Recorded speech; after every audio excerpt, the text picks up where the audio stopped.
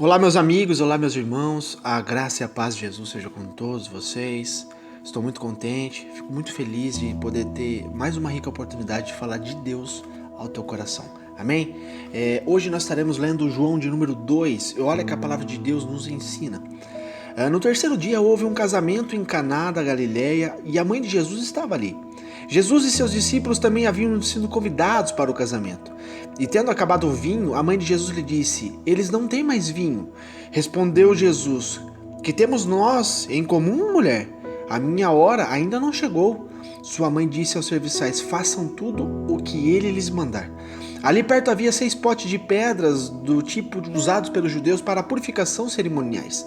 Em cada pote cabia entre 80 e 120 litros. Disse Jesus aos serviçais: "Encha os potes com águas." E os encheram até a borda. Então lhes disse: "Agora levem um pouco do vinho ao encarregado da festa." E eles assim o fizeram. E o encarregado da festa provou a água que fora transformada em vinho sem saber de onde este viera. Embora o soubesse os serviçais que haviam tirado a água, então chamou o noivo e disse: "Todos servem primeiro o melhor vinho, e depois que os convidados já beberam bastante, o vinho inferior é servido, mas você guardou o melhor até agora." Esse sinal miraculoso em Caná da Galileia foi o primeiro que Jesus realizou. Revelou assim a sua glória e os seus discípulos creram nele. Depois disso, ele desceu a Cafarnaum com sua mãe, seus irmãos e seus discípulos e ali ficaram durante alguns dias.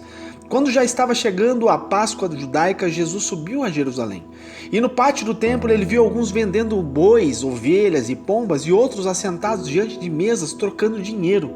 Então ele fez um chicote de cordas e o expulsou todos do templo, bem como as ovelhas, os bois, espalhou as moedas dos cambistas e virou as suas mesas. Aos que vendiam pombas disse: "Tirem estas coisas daqui, parem de fazer da casa de meu pai um mercado." Seus discípulos lembraram-se que está escrito: "O zelo pela tua casa me consumirá."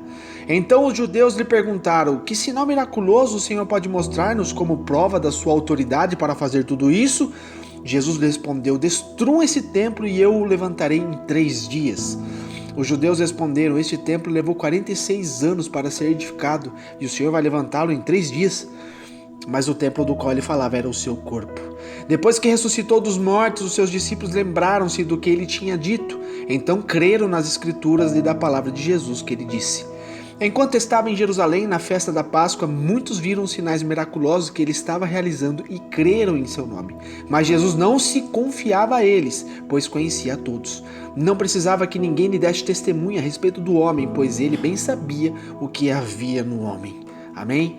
Glórias a Deus por isso. Meus amados, aqui se inicia os milagres, né? Jesus mostrando a glória de Deus Pai através dos atos e dos milagres que ele ia realizando. Aqui em João 2 nós vemos o registro do primeiro milagre de Jesus, onde ele transformou a água em vinho. O Senhor Jesus manifestou o seu poder ao mundo, ele começou a ser exposto para todos neste momento. Ao ver a necessidade de vinho novo, isto é, a alegria na festa do casamento, o Senhor Jesus ordena que os serviçais da festa encham as talhas de purificação com água. Elas tinham em torno, como diz a palavra, de 80 a 120 litros. Então imagina só quanto vinho foi transformado, né? Quanto litro de água foi transformado em vinho. Terminando de enchê-las, o Senhor ordenou que eles levassem o líquido até o responsável pela festa, que ao provar ele ficou encantado pelo sabor, encantado pela qualidade do vinho. Porque ele disse: "Poxa, é costume nós darmos o melhor vinho primeiro e depois que todo mundo já está satisfeito, já está alegre, a gente dá o inferior. Mas por que você fez ao contrário? Você deu o inferior primeiro e o último você guardou para agora." Então, eles tomaram um vinho que desceu do céu, algo perfeito, a essência perfeita do vinho. Amém? Então a Jesus ele acrescenta alegria, ele acrescenta satisfação, leveza à nossa vida.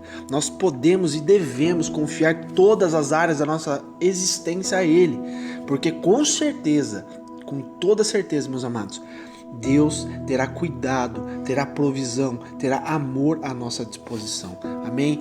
Basta simplesmente a gente entender e compreender o amor que Deus tem para conosco. Se formos fiéis a Ele, obedientes à sua palavra, com toda certeza Ele cuidará de nós nos mínimos detalhes. Amém?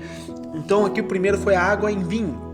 E depois Jesus purifica o templo, aonde ele chegou ali ao templo de oração, e o que ele verificou, o que ele avistou naquele momento? Pessoas barganhando, pessoas fazendo trocas de moeda, vendendo os animais para as pessoas que iam lá adorar a Deus. Às vezes não tinha condições de levar um animal para sacrifício, e ali eles barganhavam, ali eles usurpavam o povo, né, superfaturando, ganhando em cima da fé das pessoas.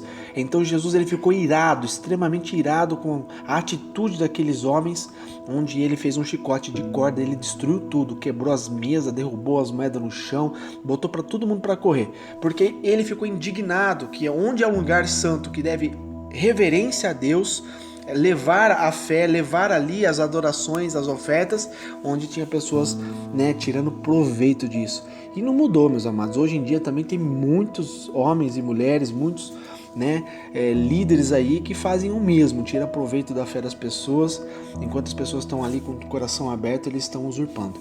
Mas Deus vai cobrar de cada um. Cada um sabe o que faz, meus amados, e nosso Deus ele é muito mais justiça do que o amor. Se você lê quantas vezes tem Deus é amor na palavra de Deus, você vê que é muito inferior com quantas vezes que ele fala que ele é justiça. Então ele é muito mais justiça do que amor. Ele tem amor sim, e o amor dele é infinito para conosco, mas a justiça dele nunca falha. Então, meus amados, temos que ser justos para que Deus não pese a mão sobre nós, amém? Então aqui depois, para finalizar, fala sobre as primeiras impressões. O que quer dizer primeiras impressões? Meus amados, Deus ele não se impressiona com as pessoas. As primeiras impressões é que Deus ele não vê o testemunho a respeito do homem, pois ele sabe o que há no homem. Se o homem verdadeiramente não é convertido, verdadeiramente não é transformado pelo seu Filho, por Jesus Cristo, ele não tendo o Espírito Santo dentro dele, meus amados, de nada vale. Então é necessário que nós possamos agradar a Deus com as nossas vidas. E nós só agradamos a Deus se nós vivemos uma vida de obediência, de fidelidade, de honestidade, integridade com Ele, assim como Jó vivia de integridade, onde Deus pôde sim, através daquele homem, trazer um testemunho a respeito dele. Foi o único homem que Deus tirou o testemunho, foi Jó, né, onde ele colocou um homem como um exemplo. Então, meus amados, quer ser feliz com Deus? Quer ter benefícios com Deus? Quer ter proteção de Deus? Quer ter a graça de Deus, que é favor imerecido, mas quer ter a graça dele? Viva o que Deus ensina. Viva o que a palavra de Deus nos ensina. Viva os conceitos e preceitos da palavra de Deus.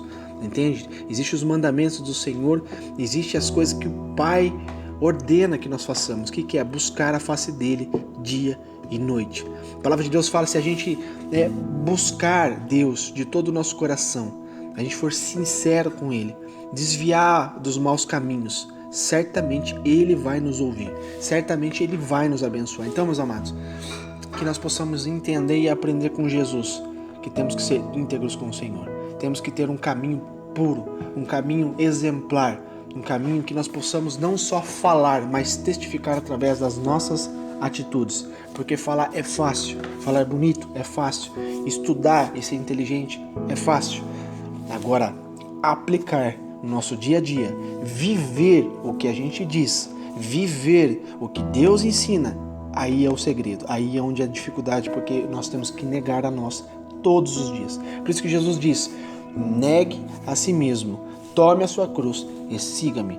Porque se a gente não nos negar, meus amados, nós não temos condições, nunca seremos aptos a sermos discípulos de Jesus, filhos de Deus. Então, se você aprender a negar a si mesmo, negar as suas vontades e fazer a vontade de Deus em primeiro lugar, buscar a face do Senhor e aplicar no seu dia a dia, aplicar na tua casa o que Deus te ensina, com toda certeza você vai ser bem-aventurado em Jesus Cristo, amém?